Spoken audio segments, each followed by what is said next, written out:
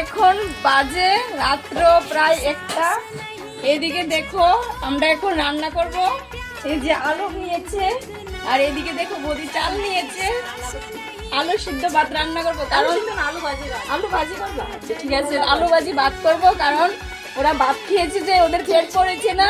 বন্ধুরা তা নয়, কি আমার ননদের জামাইয়ের জন্য রান্না ও আছে, বৌদি ননদের জামাই পেট ভরেছে না, তার জন্য আবার রান্না করছে এখন আলু ভাজি ভাত। রাত্র বাজে প্রায় 1টা এখন। তো তোমরা দেখতে থাকো আমাদের ব্লগটা। আমরা রান্না টান্না করে খাওয়া দাওয়ার সময় আবার আসবো তোমাদের সামনে। আর এইদিকে দেখো আমাদের মাম্মাম এখনো ঘুমায়নি, তাকিয়ে আছে কিভাবে। দেখো দেখো দেখো দেখো, ঘুম আসে না মাম্মা কেন? হ্যাঁ দেখো সবাই ঘুমিয়ে আছে। আমরা এখন রান্না করব, তারপরে খাওয়া দাওয়া করব, তারপরে কটার সময় ঘুমাবো তাও ঠিক নেই।